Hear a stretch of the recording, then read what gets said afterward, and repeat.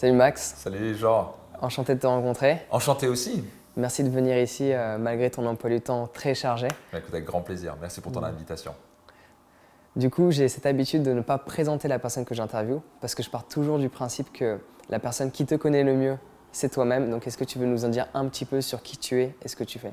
Bien sûr, écoute, moi je suis coach, je suis aussi homme d'affaires, mais à la base j'étais un homme d'affaires et puis voilà, on va dire j'ai atteint un certain niveau de réussite et beaucoup de gens venaient à moi en me disant Max, comment tu as fait pour partir de zéro? Je suis vraiment parti de zéro avec une enfance plutôt difficile où je ramais financièrement, on ramait dans notre famille en termes émotionnels.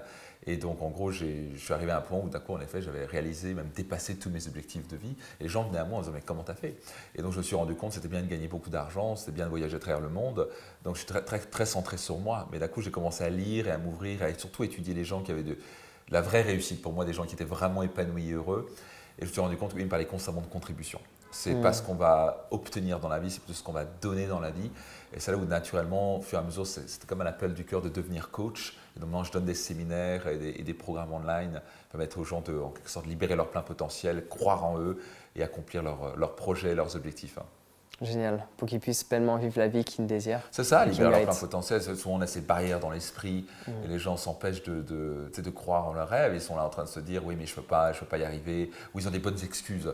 Et donc, mon job, c'est un petit peu leur permettre de prendre conscience de ces blocages, de ces limites, de ces freins intérieurs et apprendre à travers de la neuroscience, à travers des approches de l'an personnel, de psychologie et de coaching, à surmonter ces blocages-là et leur permettre de s'épanouir et vraiment créer une vie selon leurs propres termes et pas une vie, on va dire, que la société définit comme là. Actuellement, on est dans le monde Instagram, il faut être parfait, ce qui bien sûr personne sait, tout le monde sait que c'est complètement photoshopé, il n'y a rien qui est parfait, mais les gens croient ça malheureusement et ils se disent, ils se comparent tout le temps. Et en fait, le jour où on arrive à prendre du recul, écouter son cœur, dire mais qu'est-ce que moi je veux réellement, on se rend compte que c'est souvent complètement le chemin opposé de ce que la société nous impose. Intéressant. Et donc du coup, c'est quoi les conseils que tu donnerais à une personne pour changer ses croyances limitantes qu'elle a de ses propres capacités par exemple? La première chose, c'est les identifier. Et pour cela, il faut du courage. Il faut accepter qu'on n'est pas parfait et qu'on a tous des limites. Donc au début, souvent, en passage en France, on a tendance à voir, même partout dans le monde, on a ces personnes qui ont tendance à dire moi, je n'ai pas de problème.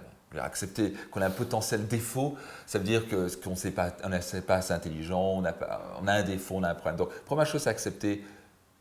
C'est pas avoir un problème ou pas, c'est juste vouloir progresser. Donc numéro un, c'est les identifier. Pour ça, il y a écrit en grand devant un temple qui s'appelle le temple d'Elphes en Grèce, c'est « connais-toi toi-même ». Et on est dans un monde où on va à 100 à l'heure, on court à 100 à l'heure et on ne prend pas le temps de prendre du recul et dire ok, moi j'aime bien dire poser son cerveau sur la table et analyser comment je fonctionne et quels sont mes blocages, quelles sont mes peurs et vraiment avoir cette brutale honnêteté de se dire comment ma vie est, comment j'en suis. Est-ce que vraiment cette brutale honnêteté au niveau de mon couple commencé, au niveau de ma relation intime, au niveau de ma vitalité, au niveau de ma joie de vivre, au niveau de mon business, j'en suis concrètement. Et ce n'est pas une force de faiblesse, c'est pas un signe de faiblesse, c'est plutôt un signe de force. La vulnérabilité, c'est une force, ce n'est pas une faiblesse. Se dire ok, ben, je ne suis pas très bon là-dedans, ou je pourrais faire mieux. Et là, c'est très bien. Donc ça commence par l'identifier. J'en suis où, quels sont mes blocages, quelles sont mes peurs, etc. Numéro 2, c'est rayer le disque, que j'appelle rayer le disque. C'est que le système nerveux a développé des connexions neuronales, des autoroutes neuronales qui sont empruntées constamment automatiquement. On est des êtres d'habitude. Donc souvent, ça c'est un automatisme, où les gens vont avoir un automatisme de manger n'importe quoi, ou pas faire de sport, ou faire du sport. Nous sommes des êtres d'habitude. Donc la grande clé, c'est à travers des outils que j'amène en coaching, c'est rayer ce disque, c'est casser ce schéma, c'est en quelque sorte dynamiter cette autoroute neuronale pour que la prochaine fois que le cerveau tente d'emprunter ce chemin-là, il va se dire « Ah, ça c'est nouveau ». Ça c'est très important comme étape. Parce que souvent on veut, la troisième étape, c'est remplacer le disque, mais on doit d'abord rayer le disque. Parce que si on essaie de mettre des nouvelles phrases, le problème c'est que l'habitude va toujours gagner. Donc il faut casser ce schéma, puis le remplacer sous forme de répétition et sous forme, on va dire, émotionnelle. Il faut bien ancrer ça parce que le cerveau marche au niveau émotionnel. Donc si on fait ça, on change ses croyances. C'est pour ça qu'on a tendance à se souvenir des moments qui nous ont plus touchés émotionnellement. Exactement. Par exemple, souvent le premier baiser, tout le monde s'en rappelle. Tout le monde se rappelle aussi des moments forts émotionnellement, comme le 11 septembre, les tours qui explosent, ce genre de choses. Ça, c'est les émotions, on les retient. Tout à fait. Intéressant. Et donc du coup, vu que tu parles beaucoup de réussite, ce serait toi les conseils que tu donnerais à une personne qui a envie de réussir sa vie professionnellement premièrement et par la suite personnellement? Déjà, il faut définir qu'est-ce que la réussite. Et pour moi, à la fin, c'est réussir, c'est vivre sa vie selon ses propres termes. C'est suivre avant tout son cœur. Parce que la réussite professionnelle, ça veut dire quoi réellement? Pour moi, ce n'est pas la réussite de dire oui, alors tu es devenu PDG, et j'en accompagne des PDG, j'accompagne des personnes multimillionnaires en affaires, etc.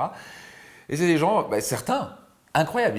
Ils ont vraiment, pour moi, la définition de la réussite, c'est qu'ils n'ont pas juste gagné beaucoup d'argent, ils ne s'épanouissent pas seulement dans leur travail, mais ils ont du temps avec leur famille, ils s'épanouissent au niveau de leur couple, ils font attention à leur santé. Ça, c'est pour moi la vraie réussite. C'est développer différentes branches de leur vie. J'ai aussi accompagné des gens au début où c'était une catastrophe. Donc ils gagnent super bien leur vie, au top, président d'une banque, mais total manque de confiance en lui, dans son couple c'était pas top, constamment stressé, pas bien dans sa peau. Est-ce que c'est vraiment la réussite? Donc si on doit vraiment définir la réussite comme vivre sa vie selon ses propres termes, et en général en tant qu'humain on veut tous avoir une bonne santé, une belle relation de couple, on veut tous gagner suffisamment d'argent et s'épanouir dans son travail. Donc au niveau professionnel, je dirais que c'est avant tout clarifier qu'est-ce qu'on veut réellement. Et ça commence par, la plupart du temps, on ne sait pas clairement ce qu'on veut. Et c'est d'où l'importance de prendre du temps de recul, faire son développement personnel, de prendre un coach, avoir quelqu'un qui va vous poser les bonnes questions, peut-être venir à un séminaire ou autre chose, mais juste, ou bien personnellement prendre du temps off. Parfois, c'est peut-être méditer, être tranquille, se poser cette question, qu'est-ce que je veux vraiment faire au fond? Qu'est-ce qui, dans mon cœur, va vraiment me permettre de m'épanouir? Parce que ça ne sert à rien de vouloir réussir plus dans quelque chose où on ne s'épanouit pas, où on ne s'éclate pas. Donc déjà, clarifier, est-ce que je suis vraiment dans la bonne direction? Est-ce que mon cœur est aligné avec ce que je fais? Parce que j'aime bien dire, déjà, on dort 7-8 heures. Donc si on travaille 8 à 10 heures par jour dans un métier qu'on n'aime pas, c'est problématique. C'est 2 tiers de sa vie. Pas très intéressant, parce que dormir, c'est mignon, mais bon, on a tous besoin, mais on va peut-être s'épanouir. Et donc, clairement, clarifier. Et numéro 2, après, toujours chercher les petites victoires. Souvent, les gens tentent une fois et disent « Ah, ça ne marche pas pour moi, je ne vais jamais y arriver ». Donc, il y a ce concept, un livre qui a été écrit en anglais, c'est Mindset. C'est une grande psychologue à l'université de Stanford, qui en français, c'est changer d'état d'esprit. Et elle a démontré en 30 ans d'études que, même déjà à l'âge de 4-5 ans, qu'on a soit un état d'esprit fixé, soit un état d'esprit de croissance. Et beaucoup de gens ont un état d'esprit fixé. Égal, ils lancent quelque chose, ils font « Ah, ça ne marche pas dans ma carrière. » ou j'ai essayé une fois. D'accord, mais Mozart n'est pas devenu Mozart en claquant des doigts. On parle souvent de talent, mais en fait, quand on regarde vraiment en face, les talents, ils ont travaillé pendant 10-20 ans. Énormément pour faire évoluer ce talent. On a tous des talents différents, mais il faut faire évoluer ce talent. Donc à la fin, c'est pas s'imaginer qu'on va claquer des doigts et réussir du premier coup. Moi, j'ai pas réussi du premier coup. Personne n'a réussi du premier coup. En fait, on a des échecs constamment. On va se planter. Et à la fin, c'est juste de dire qu'est-ce que je peux apprendre de mes échecs. Et qu'est-ce que je peux apprendre? Donc là, ça décolle pas. La personne ne veut pas me donner une promotion, mon patron. Donc peut-être aller poser la question au patron. Comment je peux avoir une promotion? Et peut-être avoir une discussion. Si tu atteins cet objectif, on peut y arriver. Donc quelles sont les qualités, quelles sont les compétences que tu dois développer? Et je dis bien développer, croître pour y arriver. Le problème, c'est que beaucoup de gens se disent moi, je veux gagner 3 fois plus d'argent, mais je ne suis pas prêt à changer. Moi, je veux évoluer. Moi, je vais passer de là à directeur, mais je ne suis pas prêt à changer. Ça ne va pas marcher comme ça. Et souvent, les gens disent oui, mais il ne veut pas me donner une augmentation parce qu'il ne m'aime pas. Non, parce que en général, si tu fais un bon boulot, à part s'il y a des patrons en effet cons, ça arrive partout, et dans ce cas, il faut changer de boîte ou créer sa propre boîte. Mais à la fin, c'est vraiment on se dit, mais attends, si je veux évoluer, je dois évoluer. Si je veux que les choses changent, je dois changer. Et c'est être capable de se remettre en question, de dire, tu sais quoi, tout le monde peut progresser, tout le monde peut faire des petites étapes. Et ça ne va jamais en arriver en claquant des doigts. C'est comme un arbre. Je veux dire, un arbre ne pousse pas en un clin d'œil. Un arbre, on regarde parfois, j'étais en safari avec mon épouse dernièrement et mon mastermind, on était au Botswana et on voyait ces baobabs magnifiques. On se dit, mais ils ont quel âge ces baobabs? Ils ont 400 ans. 400 ans. Donc, c'est pas arrivé comme ça. C'est pour ça qu'ils sont tellement solides et beaux et inspirants quand on les voit. Donc, la réussite se forge. C'est pas en claquant des doigts, c'est pas parce qu'on a un talent particulier. Ça n'a rien à voir avec le talent, ça a à voir avec apprendre de ces petites erreurs, progresser jour après jour. Et petite victoire après petite victoire mène inévitablement à la grande victoire. C'est intéressant. Ça me fait penser à l'histoire du bambou chinois. Je ne sais pas si tu connais. Bien sûr. Voilà, pendant 5 ans, il ne se passe rien, mais il se passe des choses sous terre. C'est juste qu'on ne le perçoit pas. Et un jour, boum. Je crois que c'est 3 ans, c'est ça, dans les... Et puis d'un coup, ça pousse en 3 semaines. Moi, j'étais en Chine et j'ai vu ça de mes propres yeux. Enfin, pas pousser, mais c'est bambou de 10 mètres, 15 mètres de haut. Et je crois que ça a mis 3 ans avant même qu'il sorte du sol. Petite tige, ouais. Et quand ils sortent très vite. Ouais. Et c'est souvent, exactement, c'est un peu l'effet exponentiel. Ouais. Les gens, souvent, ils voient quelqu'un réussir, ils font il a réussi ça en 3 ans. Non, il a réussi en 30 ans et 3 ans. Mais toi, tu vois que ça. Picasso, un jour, c'était génial, il était à Cannes, parce qu'il habitait à Cannes à un moment. Et il y a une femme qui est venue à lui et elle lui a demandé est-ce que vous pouvez me faire un petit dessin? Vous êtes Monsieur Picasso? Il a fait ok, pas de problème. Il prend une petite feuille comme ça, il lui dessine en 10 minutes. Quoi. Il fait oh, Monsieur Picasso, mais c'est incroyable, mais combien je vous dois pour ça? Il lui demande, en gros, l'équivalent c'était 1 million d'euros. 1 million d'euros, mais vous avez à peine travaillé 10 minutes dessus. Il fait, ah non, c'est 30 ans et 10 minutes. Et c'est toute la différence. Et les gens ne voient pas ça. Ils ne veulent pas voir le travail qui est fait. Les grands champions bossent, travaillent tous les jours, progressent. Et souvent, ils n'ont pas l'impression de travailler parce qu'ils sont passionnés. D'où l'importance de trouver sa passion. Pourquoi moi j'ai tendance à réussir? Parce que je suis tellement passionné, donc je dévore les livres. Je peux travailler jusqu'à 2h du matin parfois s'il faut, mais est-ce que je suis passionné? Je vais me former, je ne suis pas en train de me dire ah ouais, je vais travailler. Ça, c'est vraiment pathétique de voir ça. Donc, trouver sa passion, c'est très important parce que naturellement, on n'a pas l'impression de travailler. Ouais, entièrement d'accord. Je peux le ressentir également. Et donc, du coup, est-ce que, d'après toi, cette passion éviterait tout ce qui est burn-out? Parce que, pour reprendre ce que tu dis, donc du coup, de travailler, d'effectuer les efforts, ce n'est pas juste le talent qui va faire en sorte qu'on va réussir.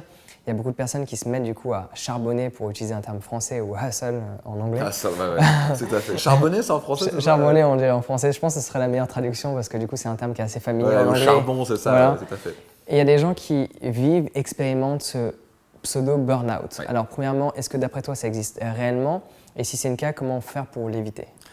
Mais clairement, il y a plein de gens qui vont au burn-out. On est dans une société où on n'a jamais eu autant d'éléments pour être heureux. On n'a jamais eu autant de moments où il n'y a pas eu de guerre. On est en sécurité. On vit une des périodes de vie de l'humanité les plus extraordinaires. On parle d'aller sur Mars bientôt. On parle bientôt de faire des voyages sur la Lune. Ça va arriver dans les prochaines années. Dans les 10 ans, on va tous partir. Alors, si on a suffisamment d'argent, on pourra partir sur la Lune, faire un petit voyage. C'est irréel, quoi. Et parfois sur Mars, dans peut-être 10 ans.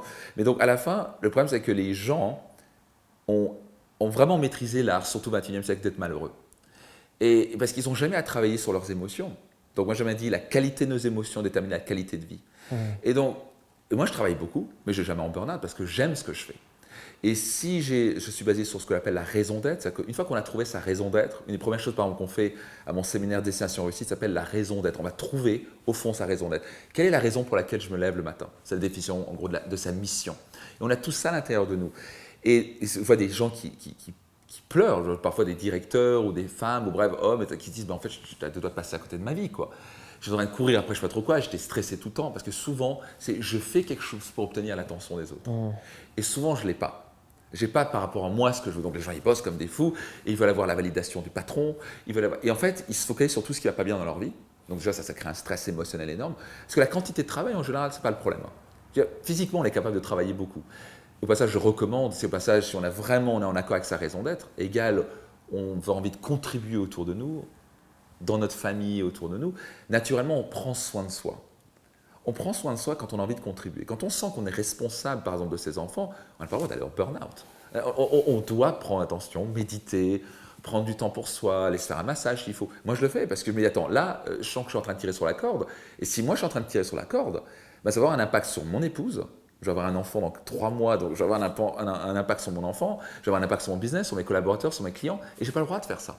Parce que je les aime, je me dois d'être à mon top. Donc je ne peux pas aller au burn-out. Mais parfois je sens que je tire un peu sur la corde, mais d'un coup je suis en train de me dire, ok, ben là, pour eux, et aussi pour moi bien sûr, je vais prendre un peu de temps off. Mais souvent les gens burn-out disent, j'ai juste trop travaillé, mais c'est totalement faux. C'est parce qu'ils travaillent avec un stress émotionnel. Et constamment, il y a quelque chose qui passe dans la tête, c'est leur monologue. Ah, la vie est difficile, c'est compliqué, comment je vais faire? Il y a ce stress, ils n'ont pas appris à gérer leurs émotions, et donc ils se fatiguent émotionnellement. Je donne un exemple, on peut aller courir très longtemps en fait. Si on veut faire un petit footing, on peut aller très loin si on pratique très vite. Par contre, ce tapis de vraie colère, c'est quelqu'un qui se met vraiment en colère, on vide toute notre énergie. Et on sent une colère peut durer 5 à 10 minutes maximum. Après, on est vidé, c'est comme un phénomène un verre d'énergie, il est vidé comme ça, et après pour remonter ça peut mettre à l'organisme jusqu'à 72 heures. Okay. Tellement ça génère du stress. Et souvent les gens ils sont constamment avec ce stress inconscient ou cette peur du demain, ou cette inquiétude. Qu'est-ce qui va se passer à mes enfants? Est-ce que je suis un bon père? Est-ce que je suis une bonne mère? Est-ce que je vais arriver? Et ça bouffe de l'énergie. Et en plus souvent et en plus j'aime pas ce que c'est. Ils se focalisent sur tout ce qui ne va pas, ou ils se focalisent sur tout ce qui va bien. Qui doit maîtriser tellement bien et qui doit partager tellement la gratitude, si on se focalise sur tout ce qui est merveilleux dans notre vie, on ne peut pas se sentir mal. On a appris à l'école à regarder tout ce qui allait mal. À l'école, on a souligné en rouge tout ce qui était faux. On n'a pas souligné en vert tout ce qui était juste. C'est un bon point, ça. Et donc, le cerveau il est focalisé sur ce qui ne va pas. Donc, on est focalisé sur ce qui ne va pas chez moi, sur les autres. On est constamment en train de critiquer, surtout en France. En France, on est les rois du monde. On est les rois du monde, c'est démontré. De la critique et du jugement, et rabaisse, et ça ne va pas, c'est jamais assez. On va donner une copie, bon, on peut faire mieux. c'est un 14 sur 20. 14 sur 20 peut faire mieux, mais c'est ce qu'on va dire à les enfants, donc c'est jamais assez. Et donc le problème, c'est toujours de je suis pas assez, il faut que je fasse plus, et je vais être une bonne mère, et peut-être que je suis pas un bon père, il faut que je travaille plus, il faut que je gagne plus d'argent. Et ce truc-là, ça vide l'énergie, et forcément, puisqu'on n'a pas ce temps de déconnecter le mental, de se ressourcer, d'aller méditer, simplement aller sourire, et se focaliser sur ce qui va bien dans notre vie. Puisqu'on n'arrive pas à se ressourcer énergétiquement, c'est toujours le burn-out. Et ça arrive constamment, et ça arrivera de plus en plus tant que les gens ne font pas un travail personnel. Intéressant. Donc du coup, quand tu parles d'introspection, de prendre du temps pour soi, de méditer, ça me fait penser à routine matinale. Du coup, quelle est la routine que tu recommanderais et quelle est celle que toi tu mets en pratique? C'est une superbe question. Moi, je vais parler surtout de moi, ce que je fais. Je dis toujours, je fais les 3 C. Donc les 3 C, c'est le cerveau, le cœur et le corps. Donc mon job, c'est développer dès le matin un petit peu de ces 3 C. Donc, typiquement, ce que je vais faire, d'abord, je vais me réveiller physiquement, donc c'est le corps. Donc, ce que je vais faire, c'est quelques pompes abdos. Là, ce matin, je vais aller courir sur les quais de Paris. Où que j'aille, je peux aller courir, ou je peux au moins faire du yoga. Donc, je fais 10-15 minutes, 30 minutes de un peu de sport, où je vais bouger physiquement. Et je vais un peu me dépasser. Je vais faire quelques pompes et je vais me dépasser. Ça, c'est aussi pour travailler mon cerveau, mon mental, en quelque sorte. Donc, le physique, bien se réveiller, s'étirer, je fais un peu de tai chi, yoga, ce genre de choses. Ça, c'est pour le corps. Le cœur, on est vraiment sur... je mets ma main sur mon cœur, vraiment ce que je fais, c'est ce que j'enseigne souvent et ce qu'on fait dans mes séminaires, et on va se connecter, on va se remplir de gratitude. Toujours quelque chose, parce que je sais que si je me conditionne à me focaliser sur tout ce qui va bien dans ma vie, ça va être difficile pour moi de voir ce qui va mal dans ma vie. Donc je démarre bien ma journée, et en général, comment je démarre ma journée, c'est une superbe question, c'est le reste de la journée. Et donc, ce que je vais faire, c'est mettre ma main sur mon cœur et me focaliser sur 3 choses qui sont merveilleuses. Donc, typiquement, merci pour mon épouse qui est tellement épanouissante, tellement rayonnante, tellement belle. Merci à la vie parce que je vais avoir un enfant bientôt. Merci à la vie parce qu'il y a un lever de soleil sur les quais de Paris. Et s'il n'y avait pas les quais, je pourrais dire, il y a un peu de pluie, c'est merveilleux. Il y a toujours quelque chose qui est merveilleux. Merci d'être en bonne santé. Merci pour mes parents qui m'ont mis au monde. Même si ça n'a pas été difficile, mes parents n'ont pas toujours fait les choses bien, mais ils ont fait de leur mieux et ils m'ont mis au monde. Égal, je peux expérimenter la vie. Donc, je me remplis et je fais vraiment... Je m'élève dans mon échelle émotionnelle pour me remplir de gratitude. Ça, c'est le cœur. Et le troisième, c'est le cerveau. Donc, je vais visualiser un objectif. Parce que je veux conditionner mon esprit à le focaliser. Parce que si je ne le focalise pas, moi, ça va être le monde qui va me focaliser où je veux, égal les publicitaires, égal à me faire croire n'importe quoi, à me faire peur n'importe quoi. Ça va être les médias qui vont faire « le monde est horrible », alors que le monde est incroyable. Et je vais aussi incroyable. Mais on arrive encore à faire croire aux gens c'est la fin du monde, c'est toujours le stress, quoi. Donc si je ne conditionne pas mon esprit, c'est le monde qui va contrôler mon esprit, et ça je préfère pas le faire. Ce sera les autres en tout cas. Donc je fais visualisation et je lis tous les jours. Je vais nourrir mon esprit. Pendant une période de ma vie, j'ai beaucoup lu, ensuite j'ai arrêté de lire, ou en tout cas arrêté moins lu, et je l'ai regretté. Et là, j'ai pris dernièrement, en tout cas, il y a quelques mois quand même de la relecture, et je vois tout de suite la différence de nourrir son esprit avec bien sûr des choses qui nous apprennent, qui permettent d'apprendre sur notre cerveau, apprendre à être plus heureux, à être plus épanoui, des histoires qui nous inspirent. On doit nourrir notre esprit comme, c'est une nourriture psychique, comme une nourriture, on va dire, physique. On en a besoin tous les jours. Intéressant, très intéressant. Et donc du coup, par rapport à cette histoire de reconnaissance, de gratitude, c'est intéressant parce qu'au tout début, tu parlais du coup d'avoir des bonnes émotions pour avoir une bonne vie. En fait, tu faisais la liaison entre les émotions qu'on va expérimenter vont déterminer notre vie. Et cette gratitude qu'on peut développer nous permet de percevoir la vie telle qu'elle est, c'est-à-dire aussi belle qu'elle est. Exactement. Donc, comment tu fais pour développer de la gratitude? Donc, c'est un muscle que je développe. La gratitude, c'est vraiment un muscle qui se... C'est pas juste une fois. Donc, je ne fais pas confiance à mon cerveau, je dis souvent. Et je vais recommander aux gens de ne pas faire confiance à leur cerveau. Parce qu'on a différents cerveaux. Je ne vais pas rentrer dans le détail, mais en gros, je vais faire ça dans un cerveau reptilien. Celui-là ne va pas nous rendre heureux. Lui, c'est constamment attention, danger, manger. Tu vois. C'est ce qui nous permet de survivre. C'est les instincts, en quelque sorte. C'est dans un cerveau émotionnel, on va faire simple. Mais c'est ce qui fait qu'on est heureux, pas heureux, qu'on vit des émotions, etc. Et finalement, le cerveau, on va dire plus la conscience, ou mettre là-dedans aussi l'intellect, la réflexion, ce genre de choses. Et je sais pas pourquoi je disais ça, mais en gros, oui, la gratitude. Et donc, c'est un muscle qu'on a développé. Et donc, si on ne développe pas ce muscle de gratitude, c'est très simple, le cerveau reptilien émotionnel va reprendre le dessus et vont être conditionnés surtout à regarder ce qui peut nous garder en vie. Le rôle du cerveau à la base n'est pas de nous rendre heureux, c'est nous garder en vie. C'est vraiment la survie. On doit conditionner notre esprit à être heureux. C'est comme ça, parce que le cerveau va toujours faire. C'est pour ça qu'on a parfois tendance à avoir des voix. Souvent, les gens disent « Ah oui, j'ai l'impression d'avoir plusieurs voix dans ma tête. » Mais oui, parce qu'on a 3 cerveaux, même plusieurs cerveaux différents. Je ne vais pas rentrer dans les détails, mais en neurosciences, on apprend qu'on a plein de cerveaux. Et donc, apprendre, c'est apprendre à conditionner son esprit à se sentir bien. Et donc, beaucoup de gens disent, oui, mais donc, la gratitude, c'est pas voir ce qui va pas bien. Non, je n'ai pas dit ça. Je ne suis pas en train de faire la politique de l'autruche et de ne pas vous dire, il n'y a pas des horribles choses qui se font dans la vie, il n'y a pas des difficultés. Je ne suis pas en train de faire ça. Ça, c'est de la pensée positive à 2 balles. Je le dis clairement, c'est un peu bizarre d'être un coach, mais moi, je ne vais pas encourager la pensée positive à 2 balles, parce que moi, je l'ai fait pendant des années. Égal, tout est beau, tout est rose, il n'y a pas de problème. Ça, c'est le meilleur moyen pour créer encore plus de problèmes. Ouais. Il n'y a pas de problème dans mon couple, il n'y a pas de problème dans mon couple. Non, non. Ah bon et puis, c'est une question de temps avant qu'il y ait un divorce. Ouais.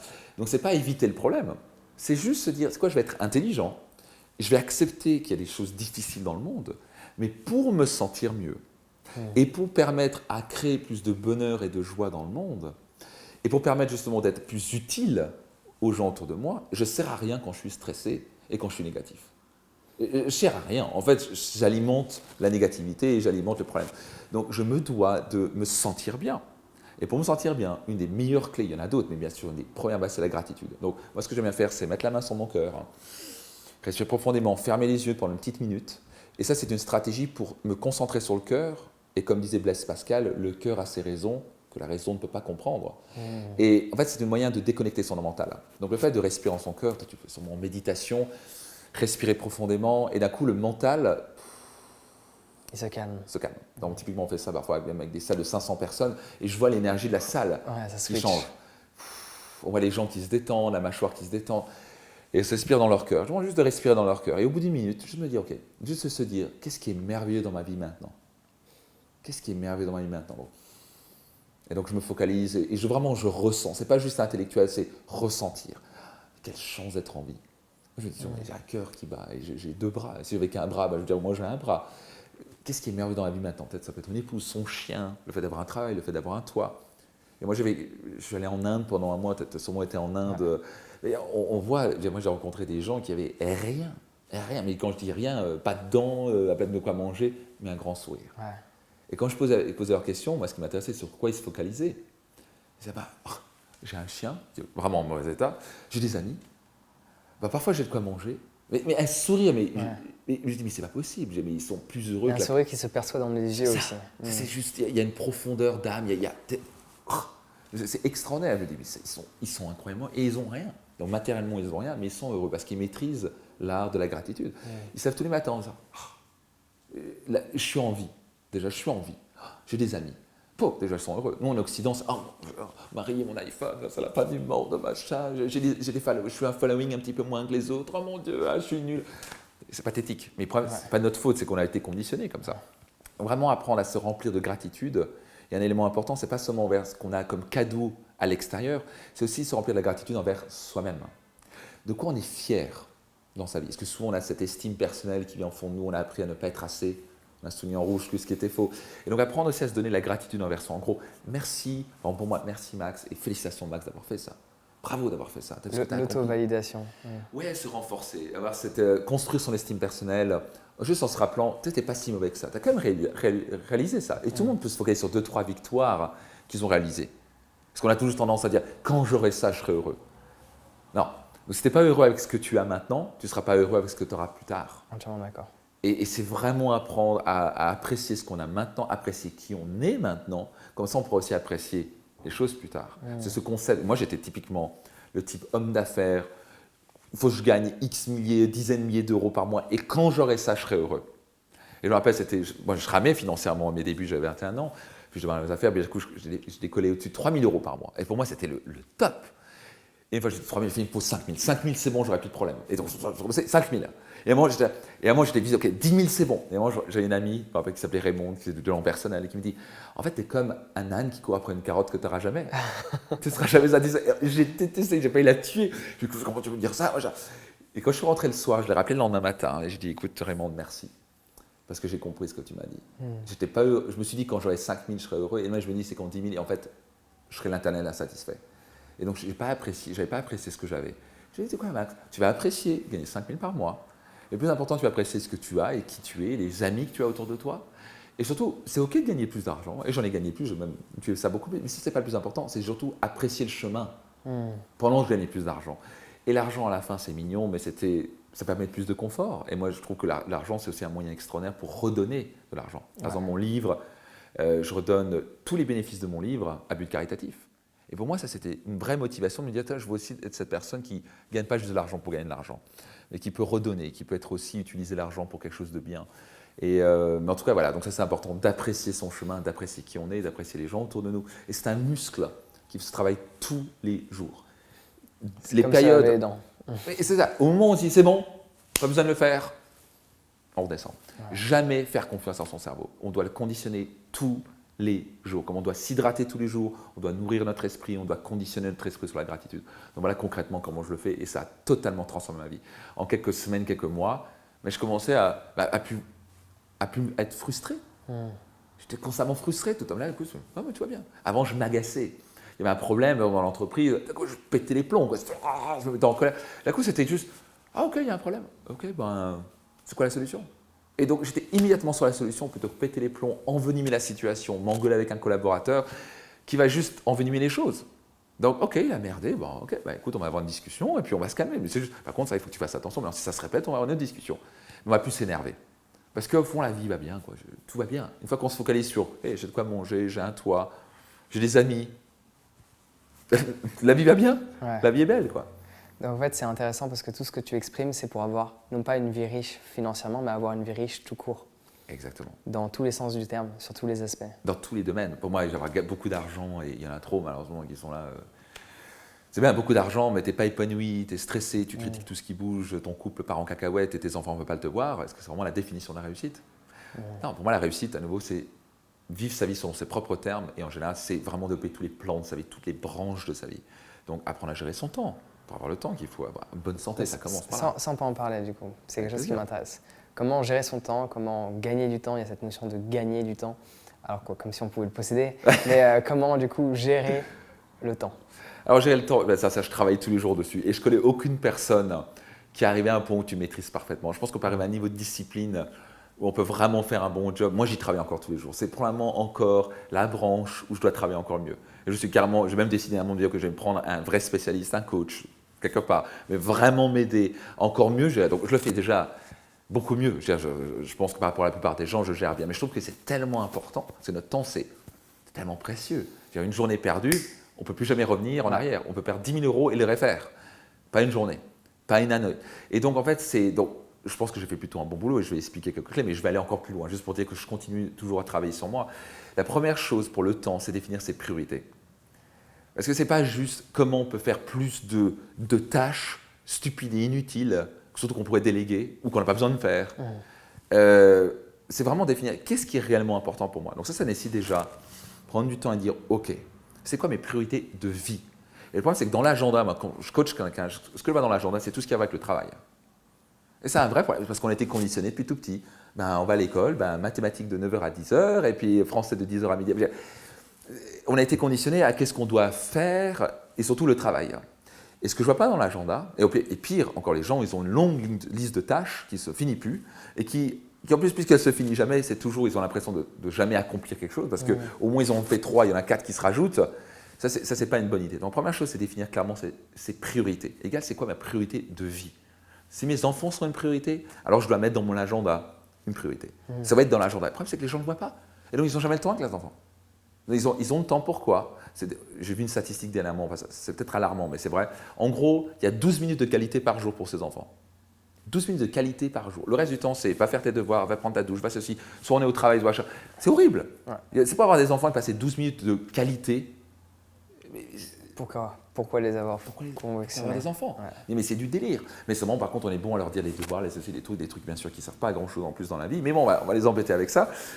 Et je sais pas quoi, je me suis un petit peu perdu. Mais en gros, oui, on était sur la gestion du temps. Donc, clairement, c'est ma priorité, c'est mes enfants. Alors, dans mon agenda, je colle un truc qui ne va pas bouger, du temps de qualité avec mes enfants. Si ma santé est une priorité, alors je dois mettre dans mon agenda sport ou méditation. Si ma méditation est importante, je vais le mettre dedans. Si c'est le travail, ok, je vais le mettre quand? Mais que mettre le travail et le faire, on est mort. Donc c'est du temps de famille et le planifier et dû se dire, ok, c'est où dans mon temps et créer des habitudes, ok, toutes les semaines, tous les jours, ça dépend de ce qu'on va faire. Je recommande aussi de travailler la semaine. À la journée, on est très stressé. Sur la journée, on va se dire, on va squeezer le maximum possible et on va accomplir quoi? Un tiers. Et on va constamment reporter et on est constamment stressé et on est constamment se dire, ah mais j'accomplis rien. À la semaine, on va se dire, ok, on est beaucoup plus relâché. On a une vision Puis- qui est plus globale, plus large. Ouais. Exactement. Et on va dire, ok, bah tiens, je vais faire mon sport 2 fois par semaine, donc je vais mettre là mercredi soir et vendredi matin, et puis ok, mon temps. Et donc on a une vue globale et on cale ça à la semaine, tellement plus productif. Et vraiment planifier. Donc en gros, c'est prendre le temps de dire, fin de semaine ou début de semaine, en général, je préfère le faire à la fin de la semaine, comment je vois la semaine prochaine, quelles sont mes priorités. Et je vais toujours mettre mes différentes branches de vie. Ma vitalité, ma santé. Si j'ai pas ça, j'ai rien du tout. Et à la fin, si j'ai pas la vitalité, j'ai pas l'énergie, Il y a tout qui s'effondre. tout ce qui s'effondre. C'est la fondation. Mon temps de couple, si je ne le planifie pas, qu'est-ce qu'il va faire? Le travail va venir par-dessus, les tâches à 2 balles vont arriver par-dessus, acheter ceci à Darty et compagnie, et à la fin, on ne passe pas de temps dans son couple. Et après, on s'étonne pourquoi, 4, 5 ans, 10 ans plus tard, on a l'impression d'être 2 étrangers et d'être des colocataires. Et moi, je vois nombre de gens que je coach dans mes séminaires, c'est des colocataires. Ils sont mariés depuis 20 ans, ils sont oubliés. Parce qu'ils sont là, mais ils ont arrêté de prendre, ils n'ont pas priorisé le couple. L'enfant est Du arrivé. temps ensemble. Ouais. C'est ça, l'enfant est arrivé, donc c'est enfant, travail, enfant, travail, enfant, travail. Mais couple. Et au passage, l'enfant, c'est le pire exemple qu'on puisse lui donner, parce que s'il voit des parents non épanouis, pas Il va être heureux, programmé à. il va le refaire. Il ne va pas croire que c'est possible d'être heureux en couple. Donc c'est tellement important de vraiment prendre du temps, d'où l'important, prendre du temps. Dire appuyer sur le bouton pause, prendre du temps de recul, respirer, se poser les bonnes questions. Okay, j'en suis où? Est-ce que je suis en train de prioriser vraiment? Quelles sont les priorités? Est-ce que je suis en train de donner la priorité aux priorités? Comment je peux réorganiser mon agenda et créer un agenda du leader que j'appelle pour mener sa vie comme on le veut et planifier sa vie par rapport à ses priorités. Déjà, si on fait ça, oh mon Dieu, tout change. Déjà, notre vie change, parce que d'un coup, on se sent en contrôle de sa vie, on est en train d'avancer dans chaque priorité de vie et on les planifie. Et quand c'est planifié, en général, on le fait. Parce que ce qui est dans l'agenda, en général, on le fait. Et si on ne fait pas, ben, on va développer la discipline de le faire. Et si on ne veut pas, on va peut-être le reporter, mais on va tenter de faire ça de manière minimum. On va vraiment être capable de... À un moment, il faut se discipliner et dire, ça c'est une priorité, donc j'y touche pas.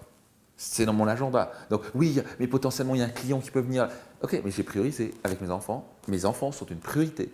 Et donc sinon, on envoie un message aux enfants, ah non, le travail est plus important que toi.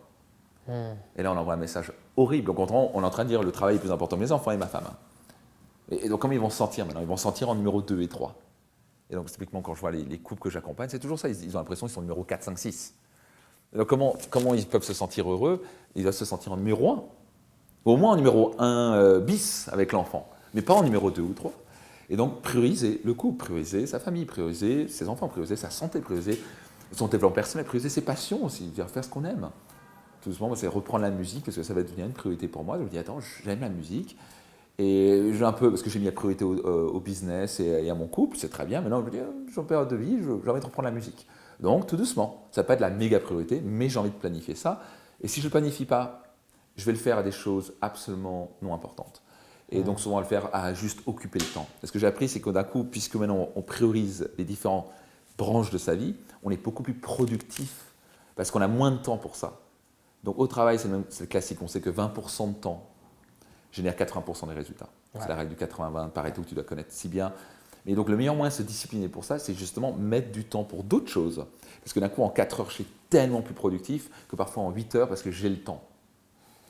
Parce que j'ai le temps. Et donc, en 8 heures, et en fait, finalement, je n'ai pas accompli autant. Et d'un coup, maintenant, en dernière heure, il faut que je le fasse parce que... Et on arrive à la fameuse date limite. Bah, ça, une des meilleurs moyens, c'est pas de planifier trop en avance et pas trop en retard non plus. Je vais même mettre une mini pression parce que d'un coup, je deviens productif. Ouais. Donc, si je dois faire des vidéos, par exemple, et j'en ai fait dernièrement, j'ai planifié ça en 1 semaine. Donc, ça paraît, parce que je sais que ça ne va pas me stresser, ça. Donc, en 1 semaine avant, je vais mettre sur les vidéos. Et 4 jours avant, je vais les shooter. Ça me laisse 3 jours pour donner les retours, éditer, etc. Enfin, éditer pas moi, mais mon équipe, avoir les retours. Et là, je suis hyper focalisé et productif. Je n'ai pas le choix, je dois le faire. Mais si je les planifie 3 mois à l'avance, ouais, c'est tendance à s'éparpiller un peu dans tous les sens. C'est ça. Et si je le fais la veille, je vais le bâcler. Donc, connaître comment on travaille. Moi, je suis tendance à être travailler assez rapidement, mais il ne faut pas que je mette trop en avance, pas trop en retard. Là, on accomplit beaucoup plus. Là, on est beaucoup plus productif. Et donc, on a une vie plus productive. Et donc, moi, je préfère récupérer du temps pour mes passions, pour ma famille. Et je crois que ça devient vraiment important de mettre une priorité à ne pas tout mettre sur le travail. La personne qui met tout sur le travail, c'est OK quand il est jeune et qu'il n'y a que ça. Moi, j'ai fait ça au début. Donc, OK, tu as une priorité majeure, ça s'appelle le travail. OK, go, full, tu n'as pas besoin de trop penser, éventuellement le sport. Allez, fais-toi un peu de sport. Mais à un moment, ça ne va pas durer à long terme. Dans les 10 ans, on ne va pas continuer comme ça. Donc, on a parfois changé ses priorités de vie. On devient parent, on a réorganisé ses priorités. Et souvent, ça crée une frustration. Non, l'enfant va arriver. Moi, je ne sais pas encore ce que c'est, mais ça va aller dans quelques mois. C'est clair que ça va foutre en l'air mon agenda. J'ai obligé déjà de me réorganiser. OK, ça veut dire que Je vais mettre du temps, je vais moins dormir, je vais être fatigué. Comment je peux apprendre à encore mieux déléguer? Comment je peux apprendre à mieux organiser, à réorganiser mes priorités? Parce que je vais être mis sur le côté, quoi. Donc on va être capable de vraiment clarifier ses priorités. Ça, c'est très important. Du coup, on en revient à ce que tu disais au tout début de cette interview, de bien examiner et identifier où on est. Parce qu'une fois que tu vas avoir cet enfant, tu vas voir où tu en es par rapport à tes heures de sommeil et tout ce que tu viens d'exprimer. Donc c'est intéressant. C'est tellement vrai. On doit savoir où on est et avoir la brutale honnêteté de savoir où on est. Dès qu'on se ment, et tellement de gens mentent. Déjà, moi, je forme des coachs chaque année. Première chose que je leur dis, c'est ils vont beaucoup vous mentir. Les gens mentent. Mais c'est parce qu'ils veulent mentir, parce que leur cerveau fait non, mais non, j'ai aucun problème. Non, mais moi, je suis très bien comme ça. Non, moi, j'ai pas de problème financier. Non, moi, mon entreprise, souvent les chefs d'entreprise, je leur dis comment ça va? Oh, ça va très bien. Là, quand on va un peu plus loin, c'est la catastrophe, quoi, pour beaucoup. Mais ils vont pas accepter, ils vont pas le dire. Donc vraiment, il n'y a pas de mal. L'une des plus grandes clés, c'est l'honnêteté et la vulnérabilité. C'est la clé de la transformation. C'est la force, c'est être fort, d'être vulnérable, de dire ok, je suis là, je suis bon là, mais je suis mauvais là. Mais non, on peut progresser. Mais tant qu'on ne l'accepte pas, on se ment et on ne peut pas progresser. Et ça, c'est faire un choix absolument stupide à mon sens. Donc, on veut être intelligent, on veut paraître intelligent, mais on fait un choix très stupide. Ça ne veut pas paraître. Donc, ok, je suis nul là-dedans. Moi, je suis le premier à dire, mon Dieu, en comptabilité, je ne suis pas très bon. Et je pourrais dire, ok, je dois faire encore un meilleur boulot sur la com, peut-être, je dois faire un meilleur boulot à gérer mon temps encore. Mais si je n'accepte pas clairement où je suis, parce que j'ai mon ego devant qui dit, oui, mais non, tu sais, t'es très bien, essayer de justifier quelque chose, je vais aller nulle part et je vais stagner. Et ça ne va rien changer la situation. Donc, vraiment avoir la brutale honnêteté en face. Brutale, pas avoir, mais en tout cas, avoir de l'honnêteté. Savoir où on est. Comme ça, on peut décider où on veut aller. Où on veut aller et vraiment expérimenter la vie sautée. Absolument. Quand on parle de développement personnel, il y a une question qui revient très fréquemment. C'est comment développer la confiance en soi. Est-ce que tu aurais des petites astuces? Absolument, c'est une de mes grandes spécialités. Moi, j'étais quelqu'un qui vraiment manquait totalement de confiance en moi. J'étais le genre de personne, quand j'allais chez quelqu'un, j'avais les mains moites, mais à un point, tu as dû serrer la main comme ça. Et si c'est le cas, quelqu'un qui écoute comme ça, bon, j'étais cette personne. Réellement, je me tenais la main dans la poche et réellement, j'allais bonjour, et puis avant, je manquais de confiance en moi, parce que toute ma vie, mon père était quelqu'un de violent, donc j'ai été, à l'âge de 3 ans, il m'a mis au violon, et j'étais frappé à chaque fois que je faisais une faute. Et j'étais traité d'imbécile et de bon à rien, etc. toute la journée. Bref, il a fait de son mieux. Il a vécu une éducation encore plus difficile en Italie, etc. Et il est décédé dans un accident de la route quand j'avais 14 ans. Donc des choses pas faciles. Et donc j'avais un grand manque de confiance en moi. J'étais constamment me dire, bah, je ne suis pas assez intelligent, pas ceci, cela. Parce que j'étais souvent rabaissé. Donc c'est pas de ma faute en quelque sorte. Je devais l'accepter ça. Et souvent les gens, déjà ils doivent accepter, c'est pas de leur faute. Ils ont été conditionnés comme ça. Parce qu'on leur a dit encore une fois, t'es pas assez, t'es jamais assez. Donc la première clé pour la confiance en soi, c'est en fait se dire qu'on a déjà confiance en soi.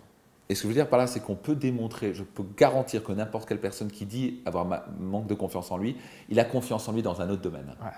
En fait, il n'y a pas confiance dans ce truc. Et c'est souvent quand il doit sortir de sa zone de confort, lancer un projet, ou il doit sortir avec quelqu'un. Et là, il est en dehors de sa zone de confort, il n'a pas l'habitude de le faire.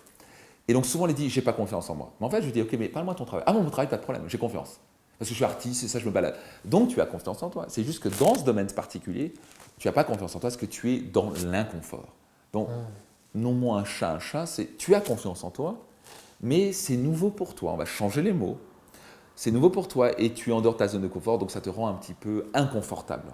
Est-ce que tu as manque de confiance en toi ou c'est inconfortable? Donc déjà, on fait un pas. Ce qui est inconfortable, on peut le changer. Mais manquer de confiance en soi, c'est égal de dire on a une identité, on ne peut pas la changer. Ouais. Donc en fait, on a confiance en soi, il faut juste la transférer ailleurs. Donc il y a plusieurs stratégies. La première clé que je vais donner, c'est changer sa physiologie. Donc la physiologie, c'est comment on utilise notre corps. Il y a une physiologie de la manque de confiance en soi. Il y a quelqu'un qui manque de confiance en lui, et j'ai coaché des gens à travers le monde, dans plus de 25 pays. Je sais comment ils font, on peut tous le faire, c'est un peu comme ça. Les épaules sont en avant, c'est un peu perdant, je n'ai pas confiance en moi, il y a peut-être un regard. Même quelqu'un comme ça, qui sourit, ne peut pas manquer de confiance en lui. Donc notre physiologie a un impact majeur. Donc sinon, je change ma physiologie, je mets les épaules en arrière et je marche comme un champion, je marche comme quelqu'un qui a confiance en lui, ou je me porte comme quelqu'un qui a confiance en lui, et je commence à parler comme quelqu'un qui a confiance en lui. J'élève un petit peu mon volume de voix. Moi, j'ai dû apprendre ça parce que j'étais le gentil petit garçon, et je suis un petit peu comme ça, et j'ai dû apprendre à changer ma physiologie. Respirer, sourire, dire regarde, t'as un mec bien. Au début, non, t'as pas bien. Mais bon, t'as confiance en toi. Non, t'as pas confiance en toi. Mais bon, j'ai dû changer ça. Donc au début, c'est changer sa physiologie. Ce que j'appelle ici, c'est la PMF, que j'explique dans mes séminaires, mon livre. Monologue. Le M, c'est le monologue. Qu'est-ce que je me dis à longueur de journée? Donc changer mes mots. J'ai confiance en moi, j'en suis capable, je vais y arriver. Pas, je suis nul, je vais pas y arriver. Je suis trop jeune, j'ai pas de diplôme. Ou je suis trop vieux, je suis pas trop. Je suis une femme. J'ai confiance en moi. Et donc, c'est le conditionner. C'est prendre le contrôle de son monologue et se dire, vraiment le faire tous les matins, tous les soirs. Et se dire, OK, j'ai une confiance en moi. Je vais y arriver. Je ne suis pas plus con qu'un autre. Je vais me donner les moyens. Ça va être inconfortable, mais je vais y arriver. Si on se répète ça encore et encore avec une bonne physiologie, si on se répète ça, méthode Coué, comme ça ne va pas marcher. C'est vrai que la méthode Coué, pour beaucoup, ça marche, mais pour plein, ça ne marche pas. Parce qu'on peut se répéter à longueur de journée, j'ai confiance en moi, j'ai confiance en moi. Non, le cerveau fait, non, la physiologie gagne toujours. Parce qu'on parle du coup de l'inconscient. Ouais, par exemple, je peux dire, je suis vraiment malheureux. Ouais. Les gens, ils n'en voient pas du tout ça. Ou bien, tu sais quoi, je suis vraiment triste aujourd'hui. Donc les mots sont moins importants que la physiologie, mais ils sont quand même importants. Et le troisième, c'est le F, le focus, sur quoi on se focalise. Les gens qui manquent de confiance en eux se focalisent sur la défaite, le rejet. Les gens qui vont se foutre d'eux, ils vont voir la défaite. Il faut changer son focus et on en est en contrôle, on ne peut que penser à une chose à la fois. Et donc c'est visualiser, ce que je vais recommander, tous les soirs avant de se coucher, la victoire. Réussir, accomplir, y arriver avec confiance. Moi, je m'imaginais être quelqu'un qui marchait avec confiance, qui serre la main avec confiance, alors que je n'avais pas du tout ça. Mais je me suis conditionné et mon cerveau commence à croire ça. Donc avec la physiologie, le monologue et le focus, si on conditionne, il faut le répéter, ce n'est pas juste une fois, il faut le répéter encore et encore, jusqu'à ce que ça devienne un nouvel automatisme. Une fois qu'on fait ça, on a confiance en soi. Et après, à la fin, bizarrement, pour construire sa confiance en soi, c'est aussi prendre des actions inconfortables, ce qui nous renvoie un feedback en disant j'en étais capable. Ouais. Exactement. Donc c'est aussi parfois, j'aimerais dire, en sortant de sa zone de confort, qu'on développe sa confiance en soi. Donc à un moment, il faut passer à l'action. Mais donc cette PMF, physiologie, monologue, focus va aider, mais à un moment, il faut y aller, quoi. Et cette petite victoire, ça nous renvoie un message, je suis capable. Et donc on est parti sur une spirale vertueuse. Très intéressant. Dernière petite question. Bien sûr. S'il y avait quelque chose sur la réussite que les gens devraient savoir et que d'après toi ils ne savent pas, qu'est-ce que ce serait? C'est une très bonne question. Quelque chose qu'ils devraient savoir sur la réussite. Alors, je veux dire ça. La réussite, c'est avant tout contribuer. C'est avant tout, pour moi, la vraie réussite, c'est pas ce qu'on a obtenu. C'est vraiment ce qu'on a donné. C'est l'impact qu'on a créé dans le monde. À la fin, ce qui nous rend le plus heureux, les gens les plus heureux de ce monde. Et c'est une raison pour laquelle je suis devenu heureux. Je n'étais pas, mais j'ai appris à être heureux. Parce que j'ai appris à utiliser mes talents, mes compétences, et à vouloir les développer pour les offrir au monde. Donc je crois vraiment que c'est l'exemplarité, les traces qu'on va laisser derrière nous une fois qu'on va quitter cette terre, qui est la vraie réussite. Donc la vraie question de la réussite, c'est à la fin quand on va se retrouver sur le lit de mort, sur notre lit de mort, et on va tous se retrouver là. Il n'y a rien de glauque, c'est la vie. Et on va se poser cette question, est-ce que j'ai vraiment vécu la vie que je voulais? Qu'est-ce que j'ai laissé derrière moi quand je vais quitter cette terre? Et pour moi, ça c'est une question majeure. Et pour moi, c'est de me dire, si j'ai vraiment apprécié chaque instant, ou en tout cas le maximum, et j'ai vraiment donné tout ce que j'avais, j'ai pas passé mon temps à me poser des questions à la con et à me dire qu'est-ce que les gens allaient penser de moi et dans la peur du jugement et me dire, tu sais quoi, j'ai vraiment vécu ce que toi, tu as ressenti par rapport à ton cœur et tu as créé un impact et tu as fait, en gros, tu as laissé ce monde un petit peu meilleur que ce qu'il était quand tu es venu au monde. Alors, je pourrais, on va dire, partir avec un grand sourire. Et ça, pour moi, ça, c'est la vraie réussite. Intéressant. J'ai vraiment bien apprécié toutes ces petites astuces que tu nous as partagées, Avec ces plaisir, conseils. Jean. Et j'ai envie vraiment d'accentuer encore une fois que tout ce que tu partages, là où c'est intéressant, c'est que tu ne parles pas d'un domaine comme étant isolé, mais de tous les assembler pour vraiment avoir une vie riche dans tous les sens du terme. Et ça, je trouve ça très intéressant. Donc, merci pour le partage. Merci à toi, Jean. Merci pour ton invitation. Et au plaisir de t'avoir rencontré. Plaisir. Partage. Merci.